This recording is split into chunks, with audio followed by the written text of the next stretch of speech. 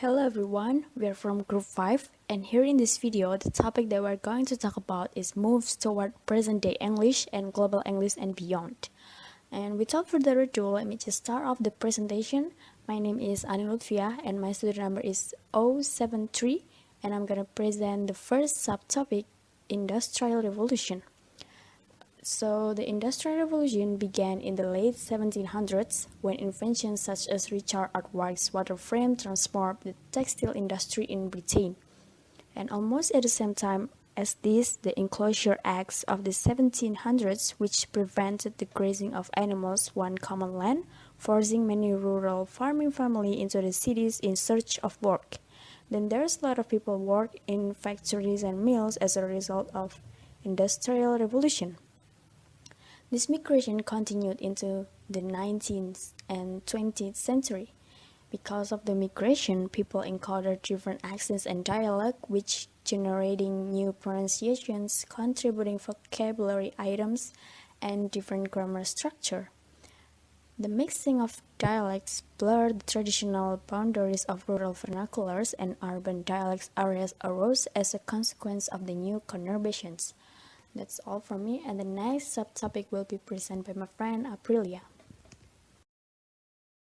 Hello, my name is Aprilia and my student number is 059.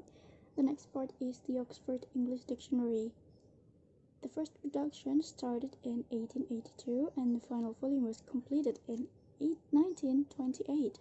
And there was the second edition that was published in 1989, taking account of the world Englishes such as Australian English and Singapore English.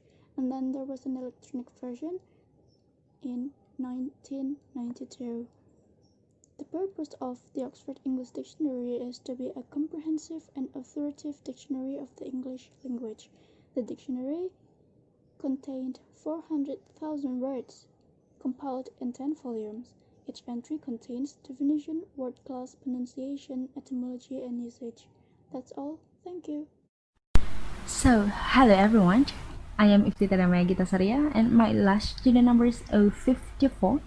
And today I'm going to explain to you about the next part, which is spoken standard. So the first, what is actually a spoken standard? A spoken standard, or here spoken standard English, is actually a standard or variety of English that has undergone substantial regularization of grammar, spelling, usages of the language, and etc. And here, spoken standard English, or we can say as RP or received pronunciation, is actually a London accent, and it is associated with educated classes. Unlike the written standard English, which was transmitted through printing press, for example, RP here was transmitted via different ways. There are two different ways of RP transmission, not through the printing press again. The first way is Education Act of 1870, which made a certain level of education compulsory for all children. This was through the action done by the school teachers and also the combination or the mixing between the middle and the upper classes in public schools. This that made the children were exposed to standard English quicker than before, isn't it? It also made them adapt their accent to avoid stigma in society, isn't it? Afterwards, the second way of RP transmission was through BBC. It's British Broadcasting Corporation that was founded in 1920. I'm so sure that you all guys have noted. In the RP transmission, the announcers of this corporation, I mean here is BBC, used RP or speaking standard English for its prestige and its lack of association with any particular geographical area. At first, perhaps it was very rare, it was quite weird to use RP in a radio or television program, because there were very few people who speak RP as their natural accents. However, time by time, day by day, it began to change, and nowadays it's very common to use RP in a radio or television program. In addition, the use of RP is not the dominant one. It is only 3% of Britain's population to speak RP as a natural accent. But then, can't RP be considered to be a standard form of spoken English when it does not reflect how the majority of native speakers actually speak? But the answer is still yes. RP can still be considered as a standard form of spoken English. Basically, a standard variety doesn't necessarily equate to what the majority of people actually do most of the time. It is important to remember that language is about more than communication. Although RP has very few speakers, just 3% of Britain's population, it doesn't result in its decline. Instead, it changed the attitude to what its usage connotes. So that's all from me about RP or speaking standard English, my friend. The next part, which are the linguistic consequences of war and technology and communication, will be further talked by our friend Aliyah Ismi Aziza. So good luck, Aliyah, and thank you everyone. Have a nice day. Hello, my name is Aliyah and my student number is 060. So now we're going to discuss about the linguistic consequences of war and technology and communication. In the linguistic consequences of war, the first and the second word words formed new words in lexicon. For example, the words radar, blitz, blackout, machine gun, and periscope. In the technology and communication, in 1868, there was a transatlantic telegraph cable that was the first successfully created. It made the spread of the news faster, and then Britain controlled a significant part of the network, and because of that, English is established the language of international communication. The radio also helped to spread English further with the BBC's World Service broadcast. And of course, the internet is one of the most important reasons why English becomes a global language today. My name is Azza Jamal Sungkar, student number 077, and I'm going to talk about English as a global language. So we all know that the English language is not the most spoken language in the world, because that would be Chinese, for example. There are more languages that are spoken by more people in the world, but English is considered the global language. This is because how to determine a global language has little to do with the number of people who speak it, but it's much more to do with who those speakers are. This is a statement made by Crystal in 2003, and she continues that a language achieves a genuinely global status when it develops a special role that is recognized in every country.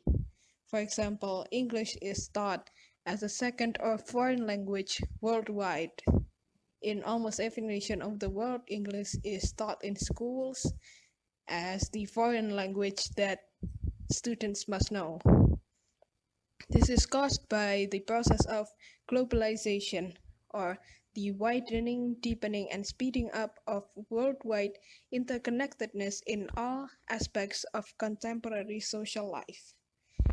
English has attained prestige as a global language because of the social and political reasons that are attached to that language instead of linguistic reasons. My name is Ayunda Zulfakmalia, student number 075, and now I'm going to talk about globalization and changes in English. The first is English is used worldwide as lingua franca. Lingua franca is a language used for communicative purposes by speakers of different language. Usually, lingua franca used for business purposes or education purposes or commerce purposes.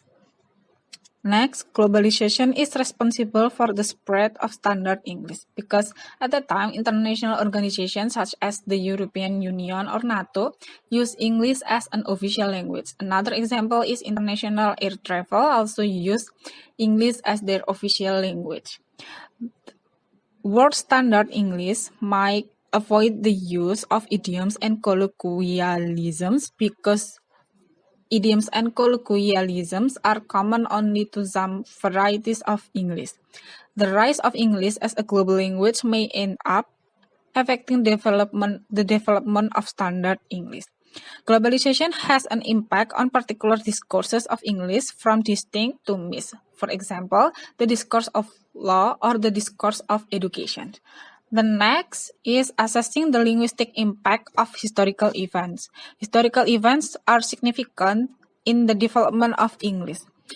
But not all events affected all varieties of English and did not give the effect on every variety. For example, the Industrial Revolution may had an impact for people who migrate from countryside to town, but for people who remain working on the countryside, the impact would have been much less. And the last, particular events have affected the development of English, either written or spoken. However, written and spoken English are different. For instance, printing press had a big effect on written English, but less effect for spoken English. The same for world wars that affect spoken English, but it has less impact on written English. So this is the end of our presentation. If you have any question, you can ask in the class forum on Aula. Thank you.